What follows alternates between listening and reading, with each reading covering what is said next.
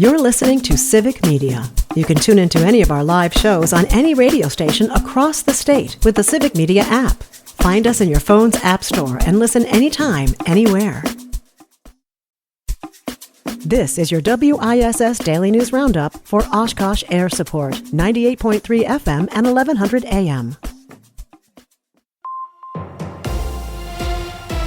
For 98.3 and 96.5 WISS News, I'm Lisa Hale. A Green Bay lawmaker is renewing calls to keep veterans' housing programs open before they shut down at the end of the month, as his Republican counterparts are arguing the sites already have the money to stay open. The Veterans Housing and Recovery Program operates sites in Green Bay and Chippewa Falls. They provide temporary housing to homeless veterans along with other support services. Governor Tony Evers proposed giving the program nearly $2 million in the budget cycle earlier this summer. After that didn't make it through the Republican-led Budget Committee, Evers announced that the two sites would shut down because of funding shortfalls. Republican lawmakers say the closures don't need to happen. They say the governor hasn't spent some of the money already afforded to him. GOP lawmakers urged Evers to reverse the closure this month in a letter obtained by Fox 11. Representative Ahmad Rivera-Wagner represents the Green Bay area, and he's urging lawmakers to change their mind on funding the program so they can stay open. Late last week, he introduced an amendment to do just that, as lawmakers were considering a separate bill that would limit what flags municipalities can fly. Frankly, it's an act of desperation, because it's our last session before these close in my area. And when they close, it won't just be numbers or political gamesmanship. It will actually be the friends and family and neighbors who are veterans sleeping without a roof. The Veteran Housing Recovery Program sites in Green Bay and Chippewa Falls will close September 30th, absent any action from leaders. The site in Union Grove will remain open. A nonprofit health insurer will end coverage for some customers in northeastern Wisconsin.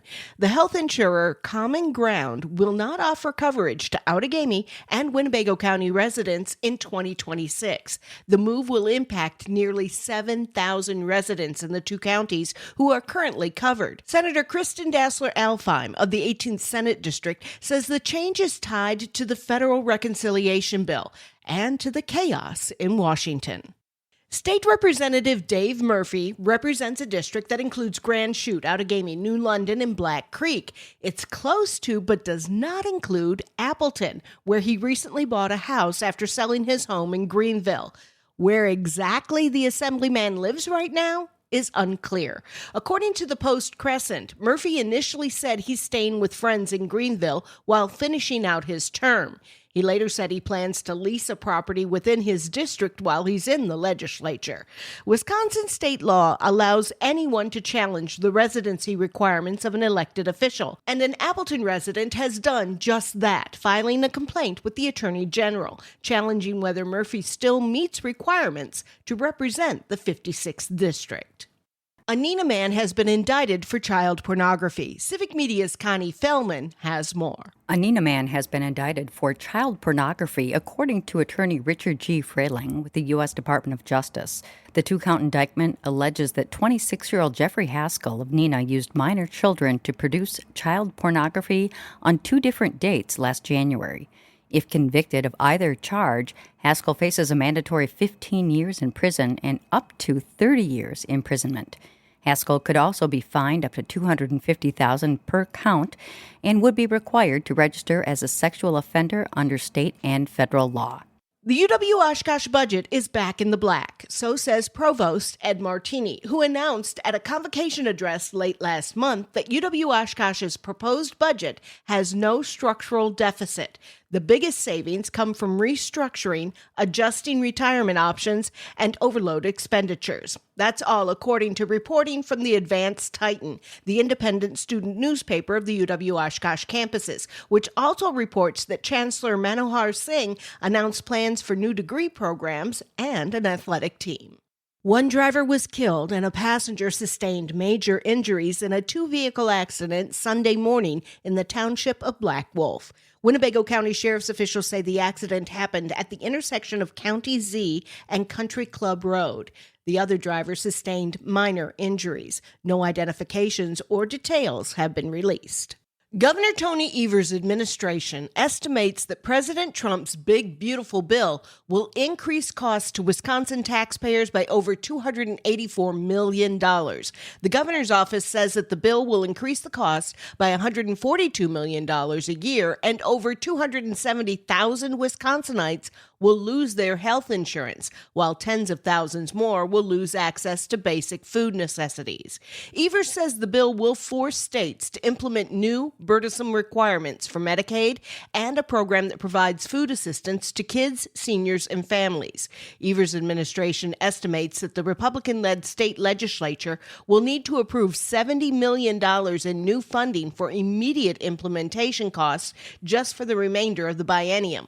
Republican lawmakers have said the bill reduces wasteful spending and secures the southern border. Prescription labels include more than just your name and dosage. Brittany Merlot tells us they also list key details that affect when and how you get your next supply of meds. One of the most common sources of confusion is the difference between a refill and a renewal. A refill means your provider has already given the pharmacy permission to give you more. But once those run out, a renewal is needed, which means your doctor needs to prescribe a new prescription before the pharmacy can fill it again. Sometimes patients might forget to look and see how many refills they have left, and they'll expect there to be one. And that's Olivia Bishop, an Aspirus Pharmacy resident. It's also important to check the expiration date printed on the labels.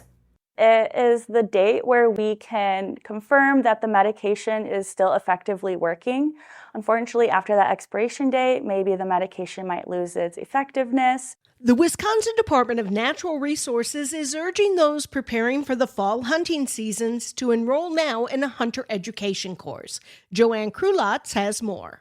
Hunter education plays a vital role in keeping Wisconsin a safe place to hunt. Anyone born on or after January 1st, 1973, must complete a hunter education course and have a hunter education certificate to purchase a hunting license in Wisconsin. The DNR offers multiple course options and locations so hunters can choose the best format for how and where they'd like to learn. Anyone under the age of 18 must take a course with an in-person, hands-on component.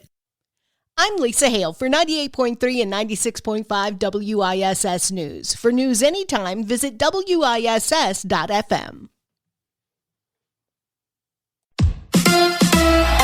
The Pack is back. Hi, I'm Mike Clemens with Sports. NFL, the Packers get ready now to play the Cleveland Browns. The Browns losing to the Ravens yesterday in Baltimore, 41-17. But Jordan Love will be without one of his best receivers, Jaden Reed. Matt LaFleur. Unfortunately, he broke his collarbone, so he'll be down for quite some time. We'll see. Certainly, I would expect him back at some point this season, but obviously it's a big blow to us. College football, the Badgers host Maryland next after losing in Alabama, 38-14 on Saturday. Luke Fickell. Well, that's obviously not easy to swallow, and the truth of the matter is I told those guys that was a much better team than we are right now. Baseball, the Brewers lost to the Cardinals yesterday 3-2, but that's okay. The Crew, the first team in the major leagues this year to clinch a playoff spot. It's been a joy for me to be around a group of guys that have taken that uncommon mindset as serious as they've taken it. That's Pat Murphy with Sports. I'm Mike Clemens.